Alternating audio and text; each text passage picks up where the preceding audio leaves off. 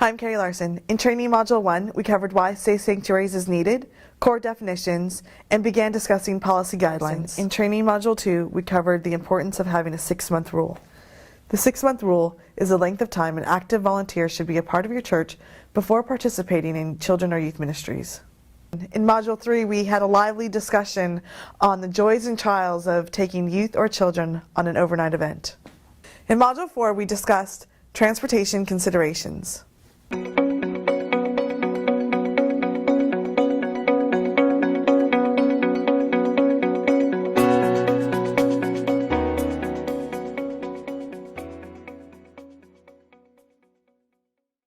So let's just state the obvious. You never want to counsel a youth or a child behind closed doors. And you never want to visit a youth or a child at home alone. So there are many times that I go over to youth's house and I just want to make sure that their parents' home. I actually arrange it with their parents, like, hey, I just want to come over and say hi and check on them, whatever. But you want to make sure a parent is home. And if you're going into a home, you want to make sure that you're not like sitting in the bedroom having a conversation, but you may want to be in the family room.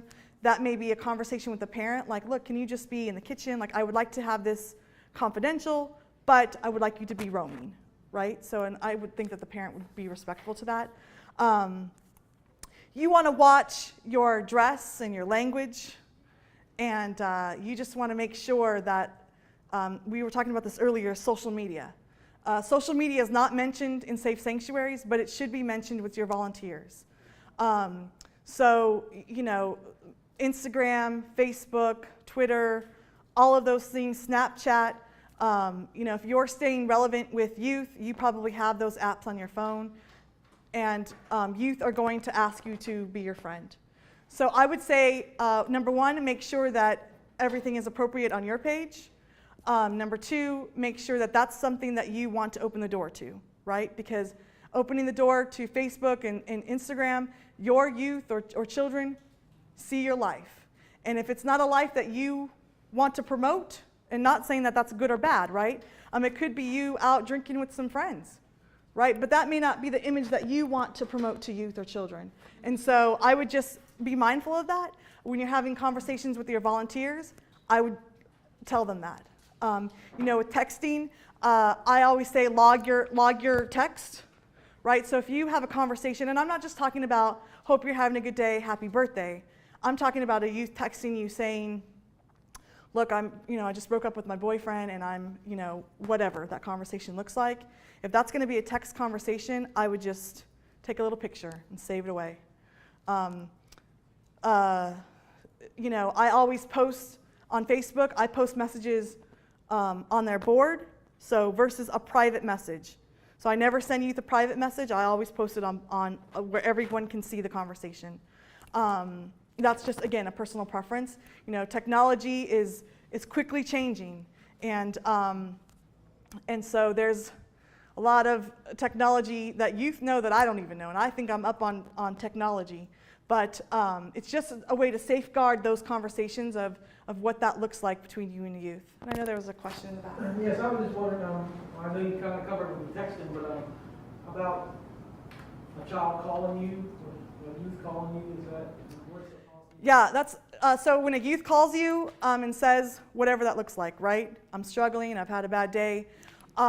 So I do two things. If it's a conversation that I need to seek either guidance from my pastor, or if I need to have a further conversation with a parent, I will write kind of like a Covert Conversation Log. So I have just a sheet of paper, it's not a paper, but I have an app now on my phone, and I just type it up. What I said, what instruction I gave, what counsel I gave, what the youth's response is, what challenge I gave them. Kids getting an F in English, and I just want to let you know, right? That's not the line I'm talking about. What I'm talking about is harm to yourself or harm to others. And so once that conversation starts, I immediately say, I'm just going to let you know. I'm going to be honest. I know you're struggling, and I know you have hurts and pains, but I can't be the only one who knows this information. So how do you want to communicate that to your parents? And sometimes that's the hardest conversation, because it may be the parents who are the stressors.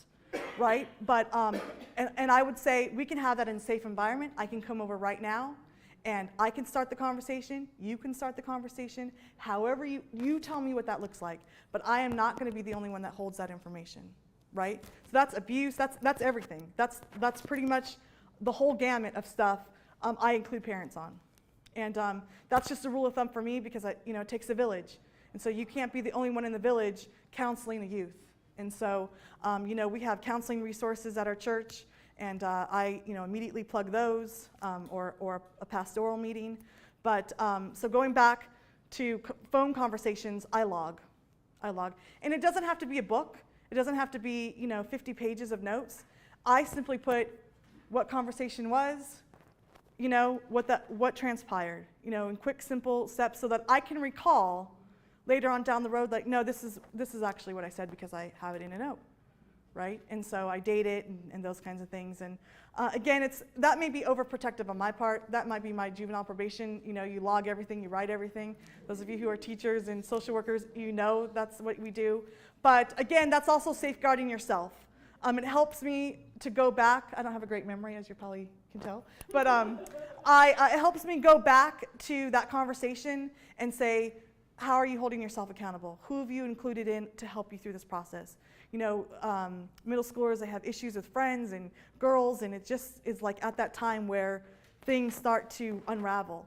And so I give them a challenge, or if it's a self-injurious behavior, I'll have them write me an email right then and there and say, I want you to commit to not hurting yourself for tonight. It might be, or whatever that issue is, I have them make a commitment. And usually, that's part of that process of counseling. But again, I log it. I log everything. So a little redundant. And after the end of, I keep stuff for maybe a year and a half, and then I just dump it. But it just helps you kind of keep accountability to what that conversation looked like. So, especially, we've talked about youth going home or doing, on retreats. I log that conversation because that's usually a one-on-one. And, I'll say, look, you messed up. Here's what you did. You know the rules. And they'll say why they did it, what really happened. And, another thing, if I can just take a pause and say that we often know with teenagers, stories change when they get home. So if I call mom and say, Johnny, bought beer on the retreat and, he broke a rule and I have to send him home. Now, Johnny gets home and says, Mom, that's not what I told Pastor Carrie. I told her that so-and-so bought the beer, and I was just in the same room, right? So I don't play that game. When I call parents, I say, you talk to Mom, right? You broke the rule. You own up responsibility. So it's your story that's being transposed to parents, not mine. And again, that's maybe a little bit hard, but it has the kid own up to the responsibility. And it really takes ownership on the parent to kind of have that immediate conversation of what that looks like. And then I get on the phone and say, plane, train, or automobile. However that works, it's happening tonight. So, and trust me, like I've sent kids home, and it's just not fair to those who don't break rules, for those who do break rules, that they can just continue on with the retreat. And thankfully, I have not found out anything out after the fact. I've really kind of been on the ends of information, and that again comes back to the checking in hotels.